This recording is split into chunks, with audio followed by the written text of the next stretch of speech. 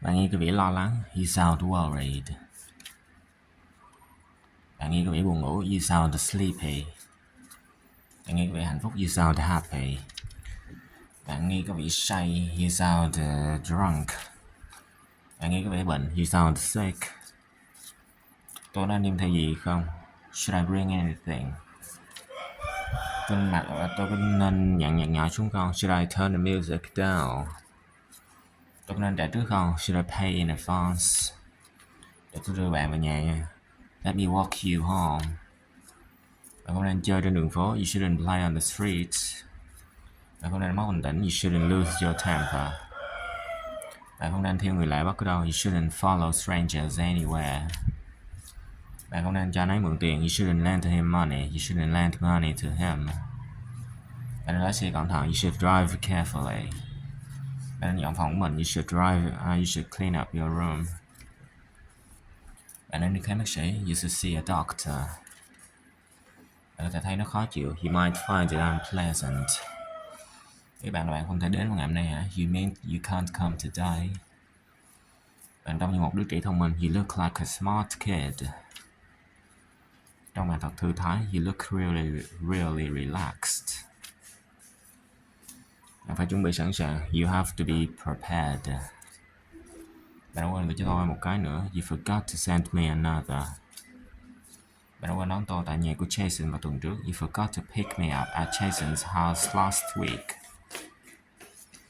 Bạn đã quên đưa cho tôi điện thoại của tôi, you forgot to give me my receipt. Bạn đã quên trả phí qua đường, you forgot to pay the toll. Bạn xứng đáng được hạnh phúc, you deserve to be happy. Bạn xứng đáng với những điều tuyệt vời, you deserve great things. Bạn xứng đáng được nhiều hơn thế, you deserve so much more. Bạn xứng đáng với nó, you deserve it. Bạn sẽ bỏ qua cho tôi chứ, would you excuse me? Tại sao không đồng ý với điều này, why not go with this? Tại sao không đến đó ngay bây giờ, why not go there right now? Tại sao không phải ngày mai, why not tomorrow?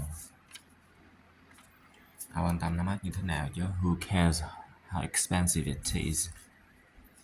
Họ quan tâm bạn muốn ăn gì chứ, who cares what you want to eat? Họ quan tâm là bao xa chứ, who cares how far it is? Họ quan tâm bạn ai nghĩ gì, who cares what anybody thinks? Đường nào là đến công viên, which way is the park? Đường nào là về nhà, which way is home? Đường nào đến nông trại của chef, which way to chef's ranch, which way to chef's farm?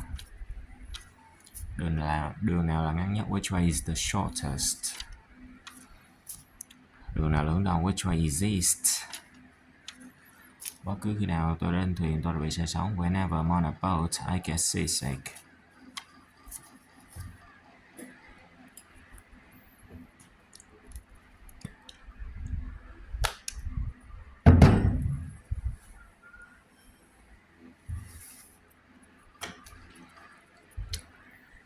Khi nào có cuộc họp, when is the meeting? Đám cưới diễn ra khi nào, when is the wedding? Khi nào là sinh nhật bạn, when is your birthday? When is your birthday? Khi nào là hạn chót, when is the deadline? Dù cho có chuyện gì xảy ra đi chăng nữa thì cũng hãy bám sát tôi. Whatever happens, stick close to me. Dù cho anh ấy có nói gì đi nữa, chỉ cần bỏ qua nó là được. Whatever he says, just ignore it. Just ignore it. Bạn có nói gì nữa thì câu trả lời cũng là không. Whatever you say, the answer is no. Bất cứ điều gì bạn muốn chỉ cần cho tôi biết là được. Whatever you want, just tell me. Ý bạn là gì? What do you mean? What's your point? Mấu chốt của điều này là gì? What's the point of this? Có gì khó hiểu ở đây? What's so hard to understand here? Cái gì đặc biệt ở anh ấy? What's so special about him? Cái gì hay về đó? What's so good about it? Nếu ngày mai tôi vẫn bị bệnh thì sao? What if I'm still sick tomorrow? Nếu tôi dậy trễ thì sao? What if I get up late? Nếu họ biết anh đã làm điều đó thì sao? What if they know who did it? Nếu chúng ta trễ thì sao? What if we're late? Còn việc thuê một thư ký mới thì sao? What about hiring a new secretary? Còn việc đi đường cao tốc thì sao? What about taking the highway? Gì đây, gì có tích? Long néo ở đâu vậy? Để trong tấu đây. Chúng tôi sẽ không để điều đó xảy ra. We are not gonna let that happen. Chúng tôi sẽ không chờ đợi. We are not gonna wait. Chúng ta sẽ bị trễ. We are gonna be late. Khi tôi còn là một đứa trẻ, tôi thường gặp rất nhiều rắc rối. When I was a kid, I used to get into so much trouble. Ai sẽ phản đối đến cùng? They're gonna object the whole way. Object. Ai sẽ bắt đầu đặt câu hỏi? They're gonna start asking questions. Họ nói rằng không có mùa ở California. They say there are no seasons in California. Họ nói đó là tạm thời. They say it's temporary. Họ nói rằng nó gần như không đâu. They say it's almost painless.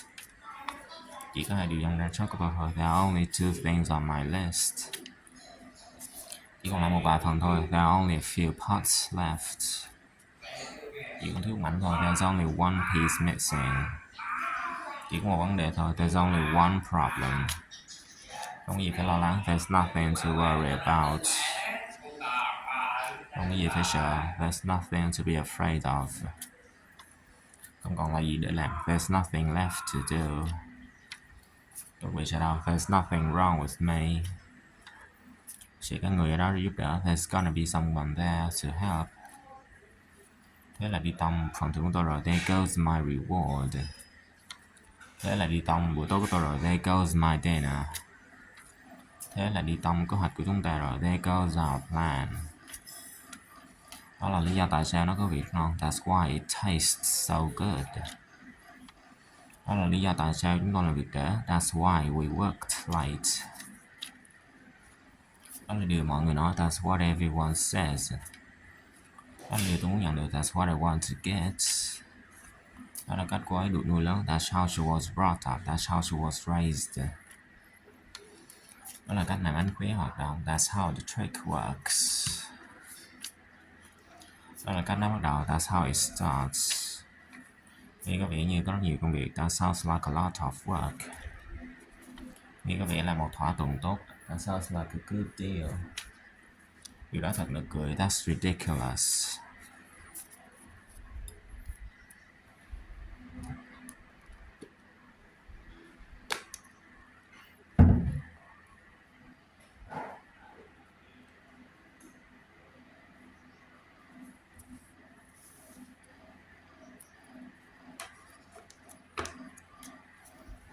Cảm ơn nhưng tôi ăn tối rồi. Thanks but I have already had dinner. Cảm ơn nhưng có lẽ để lúc khác. Thanks but maybe another time. Cảm ơn đã giúp tôi hoàn thành dự án. Thanks for helping me finish the project. Cảm ơn vì đã cho tôi biết. Thanks for letting me know. Cảm ơn vì đã mời chúng tôi. Thanks for inviting us. Cảm ơn vì những bông hoa. Thanks for the flowers. Xin lỗi khi gọi cho bạn muộn thế này. Sorry to call you this late. Xin lỗi khi để bạn đợi. Sorry to keep you waiting. Xin lỗi đã làm gián đoạn. Sorry to interrupt. Anh ấy nên trở lại trong một tiếng nữa. He should be back in an hour. Anh nên kết thúc sớm. It should be over soon. Hãy nhớ mua một số đồ tạp hóa để đường về nhà. Remember to pick up some groceries on your way home. Nhớ con nhà. Remember to thank the hosts. Không có gì có thể được thực hiện trong tình huống này. Nothing can be done in this situation. Không có gì có thể đi sai hướng được. Nothing can go wrong.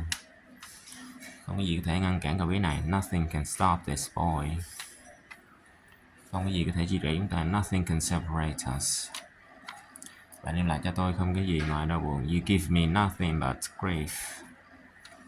Cô ấy chẳng có gì ngoài một khuôn mặt xinh đẹp. She's nothing but a pretty face. Cô ấy không có gì ngoài rắc rối. She's nothing but trouble. Không ai có thể sánh được với khả năng nấu ăn của cô ấy. Nobody can match her cooking. No one can match her cooking. Không ai có thể chơi trống như Billy. Nobody can play the drums like Billy. No one can play the drums like Billy. Không ai có thể khắc phục điều này. Nobody can fix this. No one can fix this. Không ai cười trước những trò đùa của anh ta. Nobody laughed at his jokes. No one laughed at his jokes. Sẽ không ai để ý đâu. Nobody will notice. No one will notice. Một khi cô ấy đi rồi thì không còn thú cưng nữa. Once she's gone, no more pets. Không còn hỏi nào nữa. No more questions. There is no questions. Không còn lựa chọn nào khác. No more options. There is no choice. Không còn thịt nữa. No more meat. Hãy chắc chắn khóa cửa trước khi rời đi. Make sure to lock the door before leaving. Hãy chắc chắn rằng nước không quá nóng. Make sure that the water is not too hot. Hãy chắc chắn rằng bạn sẽ chia sẻ với anh em của bạn. Make sure you share with your brothers. Chúng ta đừng vội phán xét. Let's not be quick to judge. Chúng ta đừng vượt qua ranh giới. Let's not cross the line. Chúng ta đừng cá cảm với nhau. Let's not hold grudges against each other.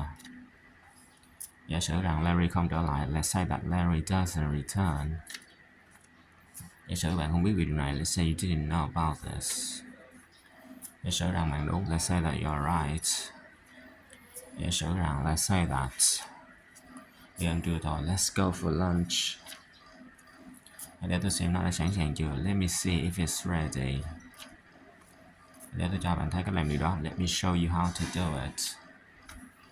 Để tôi xem nó đã kết thúc chưa. Let me see if it's finished. Ở đây nó chiến đấu cho it's worth fighting for. Ở đây nó bỏ thời gian. It's worth taking the time. Ở đây nó xem một lần. It's worth seeing once. Ở đây nó hỏi. It's worth asking. Đến lúc xem trước sản phẩm mới. It's time for a preview of the new product. Thật chóng ngợp khi chứng kiến sự kiện lịch sử này. It's overwhelming to witness this historical event. Đó là món tráng miệng thích của tôi. It's my favorite dessert. Favorite.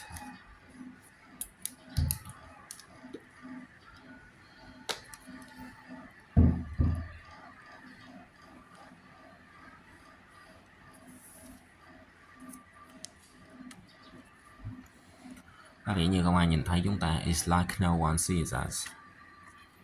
Nó sẽ không là bí mật mãi đâu. It's not gonna stay a secret.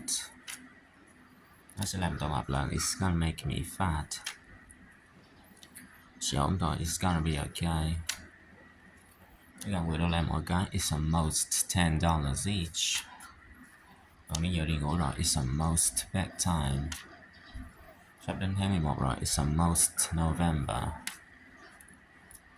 Nó sẽ không tệ đến thế đâu. It won't be that bad. Nó sẽ không bao giờ xảy ra. It will never happen. Nó sẽ làm bạn khó chịu. It will make you uncomfortable. Nó sẽ được hoàn thành đúng giờ. It will be done in time. Nó có vị dở tệ. It tastes bad. Nó có vị như kem. It tastes like ice cream. Nó có vị rất ngon. It tastes really good. Có vẻ như tôi sẽ chiến thắng. It looks like I'm going to win. Nó trông có vẻ hơi nguy hiểm. It looks a little dangerous. Nó trông hoàn toàn tự nhiên. It looks completely natural. Có ai không thích nhóm nhạc Beatles không? Is there anyone who dislikes the Beatles? Có ai có thể cái này không? Is there anyone who can translate this? Có ai sống trong ngôi này không? Is there anyone living in this apartment? Có ai không đồng ý không? Is there anyone who disagrees? Đó là điều bạn nghĩ phải không? Is what you think. Đó là điều bạn muốn phải không? Is what you want. Có ai là bác sĩ không? Is anyone a doctor? Có ai đói bụng không? Is anyone hungry? Có ai có thời gian không? Is anyone available? Trong trường hợp tôi quên gọi giao hàng của tôi, hãy nhắc tôi. In case I forget to call my client, remind me. Trong trường hợp họ hỏi, hãy nói với họ rằng không có ở đây. In case they ask, tell them I'm not here. Nếu có một điều tôi biết, đó là một kiểu nói dối. If there is one thing I hate, it's a liar. Nếu có thời gian tôi muốn xem viện bảo tàng. If there is time, I would like to see the museum. Tôi đã biết anh ta từ khi còn bé. I have known him since he was a kid. Tôi đã biết Mike từ lâu. I've known Mike for a long time. Tôi đã biết cô ấy được 10 năm rồi. I've known her for 10 years. Tôi đã nghe điều này nhiều lần trước đây. I've heard this many times before. Tôi nghe nói cô ấy rất đẹp. I've heard that she's very nice. Tôi đã nghe nói có một trận động đất ở quê. I've heard there was an earthquake last night. Tôi đã câu kết trên thuyền. I've been fishing on a boat. Tôi đang du học tiếng Anh. I'm into studying English. Tôi đang gặp rắc rối. I'm in trouble. Tôi mắc cỡ khi hát trước công chúng. I'm embarrassed to sing in public.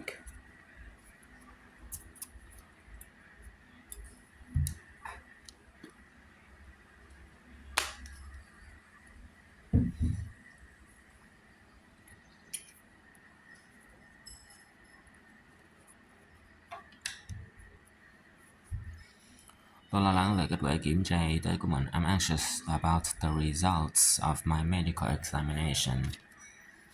Tôi nóng lòng muốn gặp cầu thủ yêu thích của tôi. I'm anxious to meet my favorite baseball player.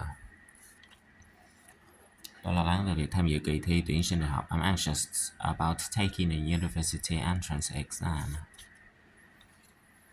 Tôi lo lắng về sức khỏe không tốt của ông tôi. I'm anxious about my grandfather's poor health. Tôi sợ chấn thương của bạn là quá nặng. I'm afraid your injuries were too severe. Tôi sợ câu trả lời là không. I'm afraid the answer is no. Tôi sợ bạn trượt khoa học này. I'm afraid you failed this course. Tôi sợ bạn đến trễ. I'm afraid you're late. Tôi hoàn toàn thua bạn về điều này. I'm absolutely behind you on this. Tôi hoàn toàn chắc chắn. I'm absolutely sure. Lần sau tôi sẽ cẩn thận hơn. I'll be more careful next time. Tốt hơn hết là tôi nên trở lại làm việc. I had better get back to work. Tốt hơn hết là tôi nên đi sửa laptop của mình. I had better go get my laptop fixed. Tôi muốn một phòng ở nội bơi. I would like a poolside room. Tôi muốn chỗ ngồi cạnh lối đi. I would like an aisle seat. Tôi tự hỏi cái nào nó bắt đầu. I wonder when it starts. Tôi tự hỏi những gì đã xảy ra đằng sau hậu trường. I wonder what happened behind the scene. Tôi tự hỏi họ có những lựa chọn nào. I wonder what kind of options they have. Tôi tự hỏi tại sao bạn từ chối lời đề nghị của anh. I wonder why you refused his offer.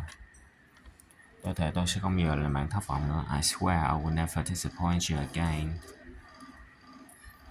Tôi thề tôi sẽ không bao giờ trễ nữa. I swear I will never be late again. Tôi cho rằng đó là cơ hội cuối cùng của mình. I suppose it's my last opportunity. Tôi cho rằng bạn cũng chưa nghe rõ. I suppose you haven't heard it either. Tôi cho rằng nó không phù hợp. I suppose it's inappropriate. Tôi hối hận rằng tôi không nhận công việc. I regret that I didn't take the job. Tôi có lẽ không hoàn thành nó. I may not make it. Tôi biết bạn sẽ hối tiếc. I knew you would regret. Tôi biết tôi có thể tin tưởng bạn. I knew I could trust you.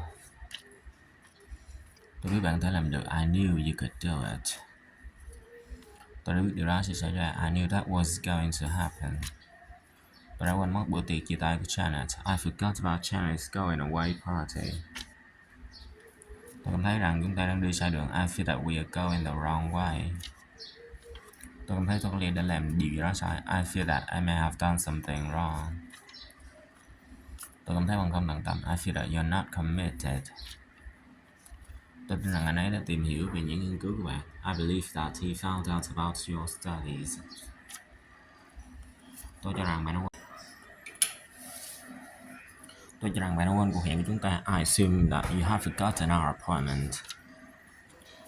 Tôi cho rằng bạn ở đây là có lý do. I assume you're here for a reason. Tôi cho rằng bạn đang lảng tránh tôi. I assume you're avoiding me. Tôi đánh giá cao những gì bạn đang cố gắng làm. I appreciate what you are trying to do. Tôi đánh giá cao những gì bạn đã làm. I appreciate what you have done. Tôi đánh giá cao sự hỗ trợ. I appreciate the support. Tôi đánh giá cao lời đề nghị. I appreciate the offer. Tôi đánh giá cao lời khen. I appreciate the compliment. Tôi vẫn như đó cuộc. I almost gave up. Thật hào phóng làm sao. How generous. Thật buồn làm sao. How sad. Thật kỳ diệu làm sao. How marvelous. Thật thú vị. How exciting. Tôi có nhiều thời gian. How much time do I have? Bao nhiêu người biết về điều này? How many people know about this? Bạn đã phỏng vấn diễn viên. How many applicants did you interview?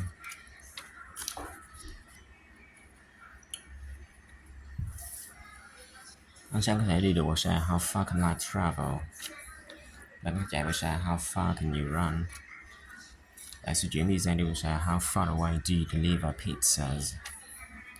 Bạn có thể nhìn bao xa? How far can eagle see? Thư viện rất bao xa? How far is the library? Việc học lái xe của bạn như thế nào rồi? How did your driver training go? Trận đấu cuối cùng diễn ra như thế nào? How did the final match go? Cô ấy có vẻ khá ngại ngùng. She seemed quite shy. Cô ấy có vẻ hào hứng về điều này. She seems excited about this. Cô ấy có vẻ hạnh phúc với công việc của mình. She seems happy with her job. Cô ấy có vẻ buồn bã. She seems upset. She seems upset. Hãy quên công việc và tận hưởng niềm vui một chút đi. Forget about work and have some fun. Hãy quên những gì đã xảy ra vào lần trước đi. Forget about what happened the last time. Mặc dù tôi đang rất vội, tôi sẽ chờ đến. Even though I'm in a hurry, I'll wait for them to arrive. Mặc dù ở trong đây đang là 40 độ, tôi còn thấy lạnh. Even though it's 40 degrees in here, I'm still cold. Mặc dù đó là một ngôi nhà đẹp, sẽ không ai mua nó. Even though that's a nice house, nobody will buy it. Ngay cả khi dự án thất bại, chúng tôi cũng sẽ thu được kinh nghiệm. Even if the project falls, we will gain from the experience. Ngay cả khi trời mưa, chúng tôi vẫn dự định sẽ đó. Even if it rains, we are planning to be there. Ngay cả khi mà nói không, tôi vẫn sẽ làm. Even if you say no, I'll still do it. Đừng trở nên lo lắng, don't get nervous. Đừng trở nên nản lòng, don't get frustrated. Đừng trở nên tức giận, don't get angry. Đừng trở nên buồn, don't get upset. Đừng quá nhớ mộng, don't be so petty. Đừng sợ thất bại, don't be afraid to fail. Đừng cho một đứa trẻ nào, don't be such a child. Đừng ích kỷ đâu, don't be mean. Nó có cần phải được hoàn thành trong ngày hôm nay không? Does it need to be finished today? Nghe cộn không? Does it sound okay? Có thấy chặt quá không? Does it feel too tight? Nghe hợp lý không? Does it make sense? Có giúp giảm đau không? Does it help with the pain? Có ai đem thêm một bộ dụng cụ sơ cứu không? Did anyone pack a first aid kit?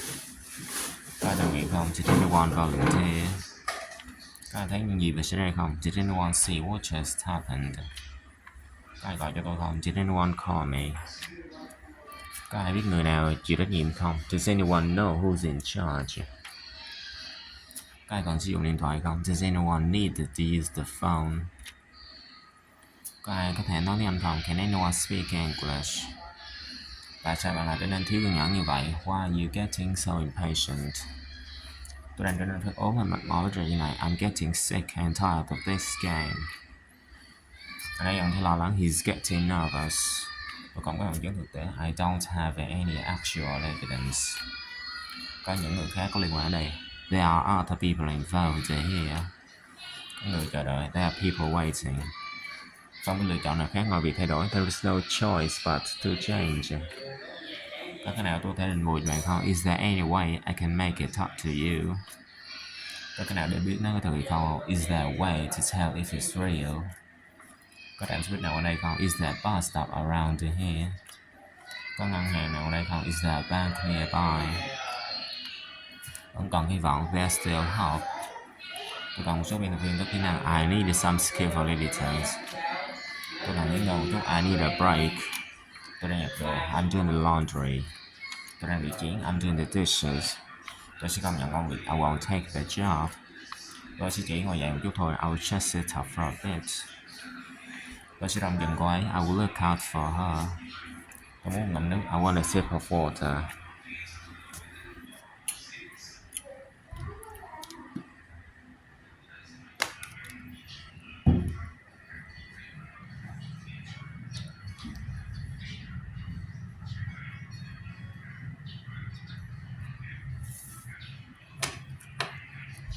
Bạn thể bước ra khỏi hàng không? Could you step out of the line, please? Tôi không thể đưa nó trong ngày sau đó. Can't I hand it a day later? Tôi có thể ở lại với bạn thêm một vài tuần nữa không? Can I stay with you for a few more weeks? Tôi có thể nói chuyện với bạn một chút không? Can I talk to you for a second? Tôi không thể dập lửa. I couldn't put out a fire. Nó đã kết thúc chưa? Is it over already? Đã 3 giờ rưỡi chưa? Is it 3:30 yet? Tôi trông như thế nào? How do I look? Để tôi chuẩn bị, let me get ready. Đừng bỏ cuộc, don't give up, hang in there. Tôi không mê bóng đá, I'm not into soccer. Bóng đá là môn của tôi, soccer is my thing. Không nhất thiết phải như vậy, not necessarily. Bất cứ lúc nào, anytime. Tôi thực sự biết ơn, I'm really grateful. Bảo trọng nhé, take care. Cố lên, đi, cheer up. Còn chưa rồi, it's a most none. Còn bây giờ it's a most half past 3. Bạn đang chờ ai đó hả? Are you waiting for someone? Bạn sợ không? Are you afraid? Bạn sợ không? Are you afraid? Không nhầm lên cỏ, keep off the grass. Chúc đi vui vẻ, enjoy your trip. Cảm ơn vì đã đến. Thanks for coming. Ngồi đi, take a seat, have a seat. Họ sẽ quay lại ngay. They will be right back. Thử một mai đi, take a chance. Không phải mới đây, not recently. Nhiều hơn thế, more than that. Tôi rất tiếc, chúng tôi ra hết rồi. I'm sorry, we are sold out. Tôi sẽ đưa bạn đến trạm xe buýt. I will take you to the bus stop. Tôi xong việc lúc 6 giờ. I get off work at 6. Công việc thế nào rồi? How's work going? Anh ấy sắp đến rồi. He's coming soon. Mọi thứ đã sẵn sàng. Everything is ready. Anh trông giống chuyện gái của bạn vậy. You look like your sister. Ngày mai đi làm không? Are you working tomorrow? Bạn có cháu nào chưa? Do you have any children? Tôi có thể hỏi bạn một câu không? Can I ask you a question? Hôm nay trời sẽ tuyết. It's going to snow today.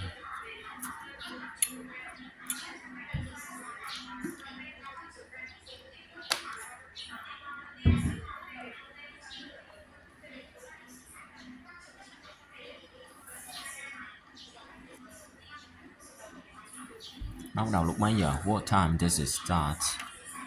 Mọi người vì một người vì mọi người. All for one for all. Tôi sẽ cẩn thận hơn. I will be more careful.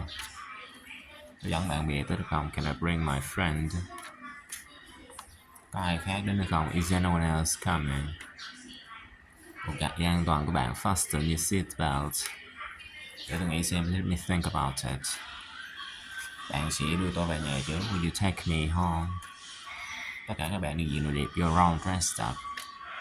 Để còn không, better late than never. Khi nào anh ta sẽ trở lại? When will he be back? Sớm nhất có thể, as soon as possible. Ý hay à, that's a good idea. Tôi có thể dùng bút rồi được không? May I use your pen? Các vị đúng rồi đó, it seems alright. Vậy được dễ mất, easy come, easy go. Ta bắt mạch dần, the wall has ears. Lặp đi lặp lại, again and again. Tôi phải làm sao đây? What should I do? Hãy quyết định đi, make up your mind, make decision. Hãy tự kiểm chế bản thân, control yourself. Chúng tôi hoàn toàn đánh hành việc ấy, we are wrong for it. Anh ta thiếu can đảm, he lacks courage. Cảm ơn trước nha, thanks in advance. Tôi hứa với bạn, I promise you, you have my word. Không có gì phải nôn nóng, there is no hurry. Rõ ràng như ban ngày, as clear as a day. Hợp lý, that makes sense. Đáng ngờ nhé, it's on the house. Đúng là một món ngờ, what a good deal. Tôi không cái đó, I don't mean it. Không biết việc tôi, not my business. Tôi chưa sẵn sàng, I'm not ready yet.